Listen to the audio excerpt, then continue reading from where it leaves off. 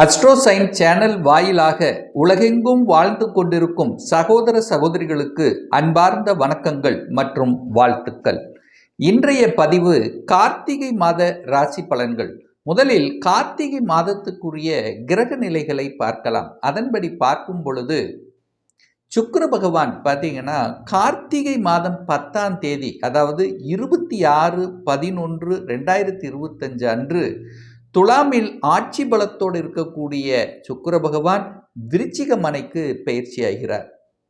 சனி பகவான் மீன மனையில் வக்ரமாக உட்கார்ந்திருக்கார் அல்லவா.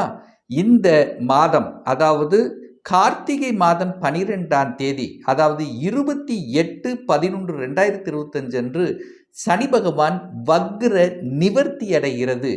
அதே போல குரு பகவான் வக்ரமாக கடகமனையில் உச்சபலத்தோடு இருக்கிறார் அல்லவா.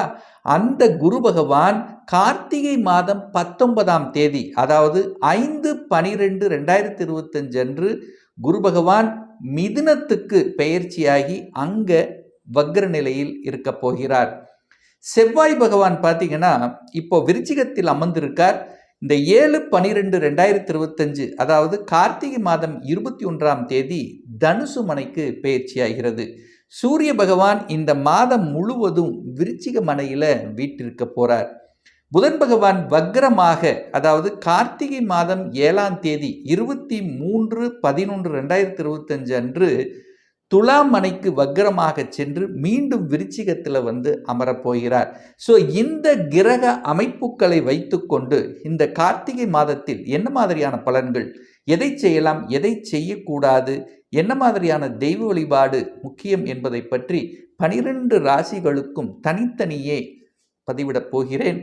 அதற்கு முன்னால் நம்முடைய சேனலை ஃபர்ஸ்ட் டைம் நீங்கள் பார்ப்பவர்கள் என்றால் மறக்காம சப்ஸ்கிரைப் பண்ணிக்கிங்க.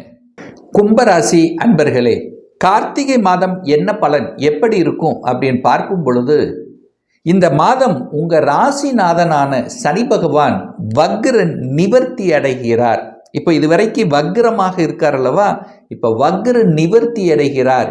எப்போ அப்படின்னா இந்த கார்த்திகை மாதம் 12ஆம் தேதி, அதாவது 28/11/2025 அன்று உங்க சனி உங்க ராசிநாதன் இயல்பு நிலைக்கு வரப்போகிறார். அப்போ உங்க எண்ணங்கள், செயல்கள், சிந்தனைகள் எல்லாம் சிறப்பு பெறப்போகிறது. இதுவரைக்கும் உக்ரமாக, ஸ்லோவா, டல்லா சில விஷயங்கள் நடக்கல அப்படின்னு நினைக்கக்கூடிய சில விஷயங்கள் இனிமேல் நடக்க இருக்கிறது.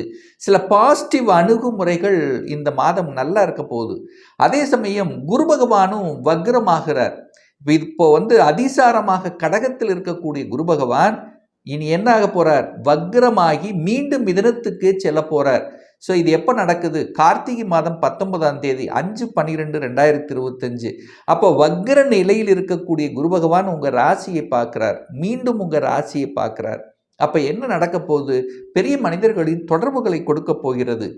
நல்ல பொதுநல சேவை, அதாவது சமூகத்துக்கு ஏதாவது ஒன்று நல்லது செய்யணும் அப்படிங்கிற எண்ணங்களை கொடுக்கும். ஒரு பரந்த விரிந்த மனப்பான்காக இருக்கும்.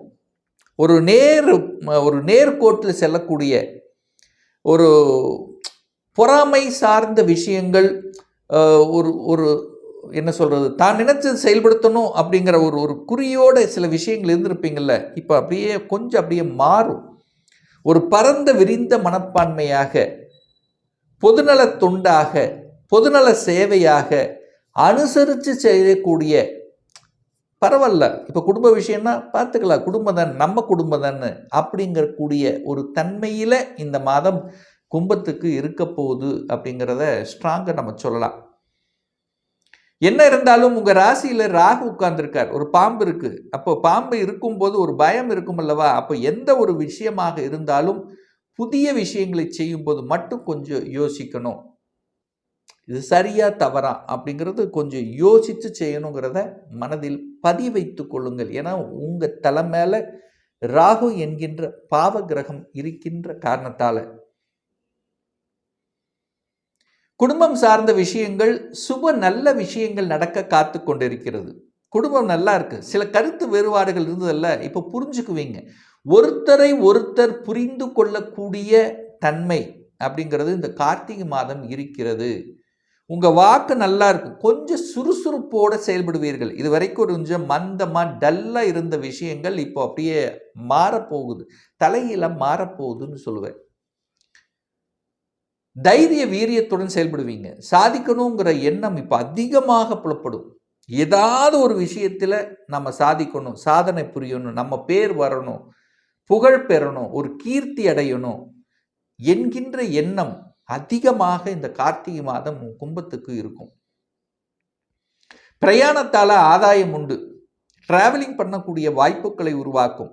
கொஞ்சம் அலைச்சல் திருச்சல் இருக்கும், டென்ஷன் இருக்கும், மற்றபடி பாதிப்பு என்பது இல்லை. சுகம் சார்ந்த விஷயங்கள் இந்த மாதம் பாருங்க, 4ஆம் அதிபதியாக இருக்கக்கூடிய சுக்கிரன் ஆட்சி பலத்தோட ஸ்ட்ராங்கா இருக்கார், ரொம்ப ஸ்ட்ராங்கா இருக்கார். ஆட்சி பலம் ஸ்ட்ராங்கா இருக்கார், சுகஸ்தானாதிபதி ஸ்ட்ராங்கு. ஸோ வீடு வண்டி வாகனம் சம்பந்தப்பட்ட எந்த விஷயமாக இருந்தாலும் அதில் ஈடுபடலாம். ஒரு வீடு வாங்கணும்னு நினைக்கிறீங்களா, தாராளமாக வாங்கலாம் இந்த கார்த்திகை மாதம்.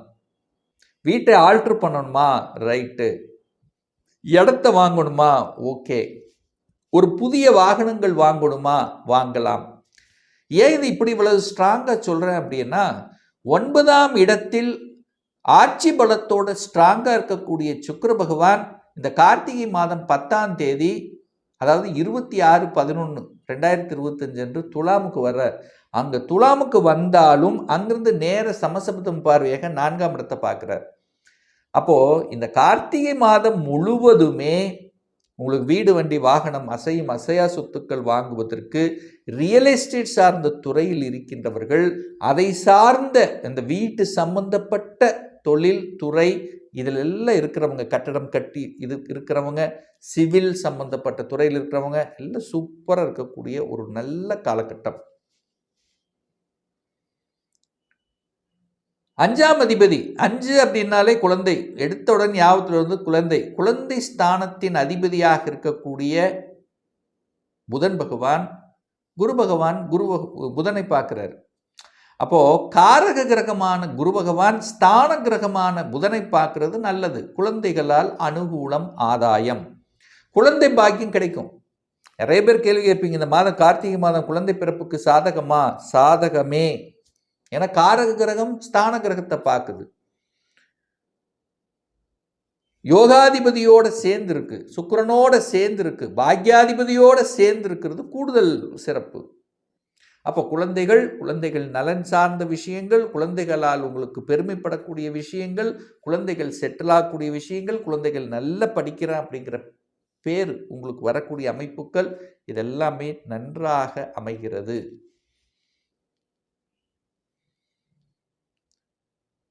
கடன் சார்ந்த விஷயங்கள், கடனை கழுத்தை நெரிக்குமானா நிச்சயமாக இல்லை. கடனை கட்டிவிடலாங்கிற தன்னம்பிக்கை உங்களுக்கு மனசில் வரும். அது வந்தாலே போதுமே. கடனை கட்டிடலாங்கிற அந்த தன்னம்பிக்கை உணர்வு நமக்கு வந்தாலே அது கண்டிப்பாக அது கட்ட போறீங்கன்னு அர்த்தம். அதனால் கடனை நினைத்து பெரிய வருத்தப்பட வேண்டிய அவசியம் என்பது இந்த மாதம் இல்லை. திருமண விஷயத்தில், மனைவி விஷயத்தில், கணவன் விஷயத்தில், கூட்டாளிகள் விஷயத்தில் கொஞ்சம் அது, ஏன்னா கேது அங்கே உட்கார்ந்துருக்கார், 7ஆம் இடத்துல உட்கார்ந்துருக்கு. அப்போ கொஞ்சம் ஞானத்தோடு செயல்படணும் அப்படிங்கிறத ஞாபகம் வச்சுக்கோங்க. கூட்டு தொழில் கரெக்டாக இருக்கணும்.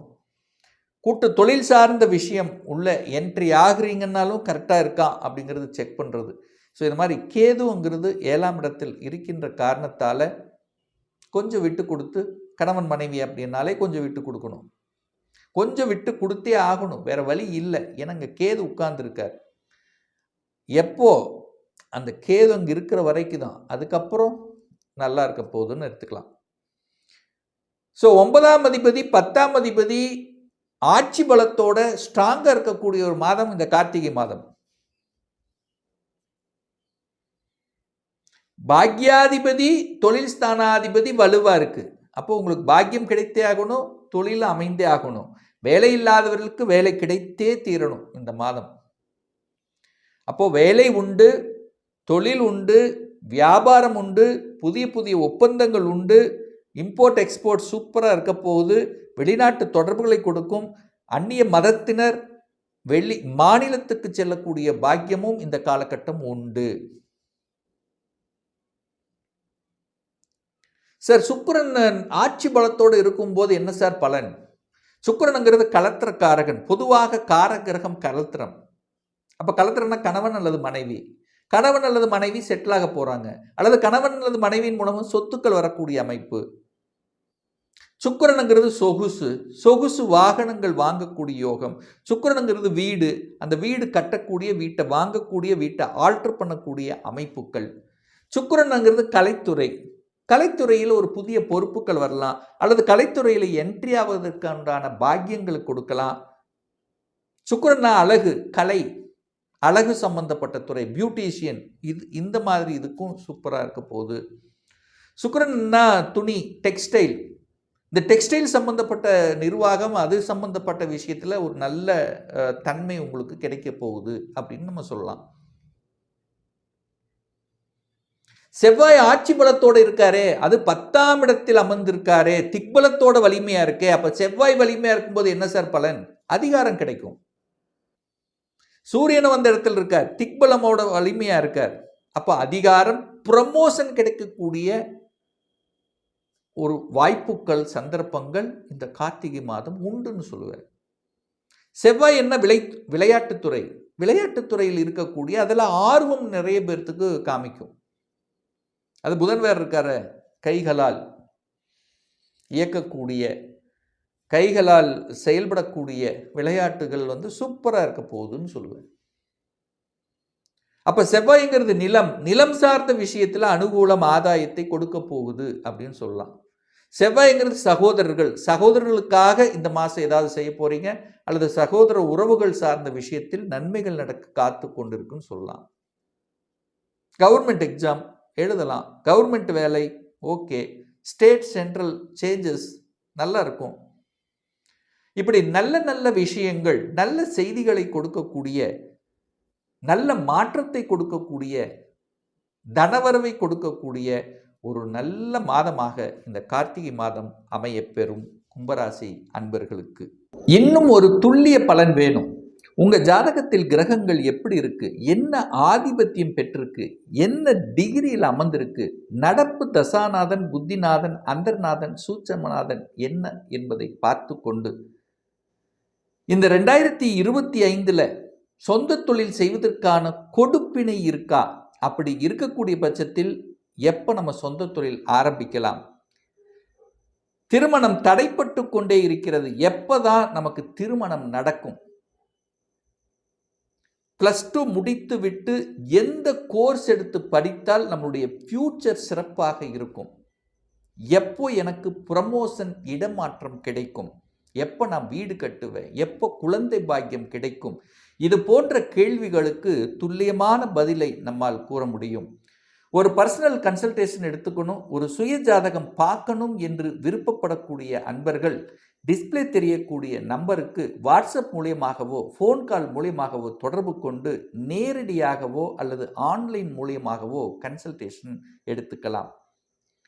நம்மளுடைய அலுவலகம் கோயம்புத்தூரில் அமைந்துள்ளது. அதாவது கோயம்புத்தூரிலிருந்து மேட்டுப்பாளையம் செல்லும் வழியில் வெள்ளக்கிணர் பிரிவுக்கு அருகில் அன்னபூர்ண ஹோட்டலுக்கு பக்கத்தில் அமைந்துள்ளது. பிரியர் அப்பாயின்மெண்ட் வாங்கிட்டு நேரடியாக கன்சல்டேஷன் எடுத்துக்கலாம். நிச்சயமாக இந்த பதிவு ஏதாவது ஒரு ரூபத்தில் உங்களுக்கு யூஸ்ஃபுல்லாக இருக்குங்கிறதுல எந்தவித மாற்று கருத்தும் கிடையாது. இந்த ராசி நட்சத்திர நேயர்கள் அனைவரும் வாழ்க வளர்க வளம் பெறுக என்று எனது வாழ்த்தினை தெரிவித்துக் கொண்டு விடைபெறுகிறேன். நன்றி, வணக்கம், வாழ்த்துக்கள்.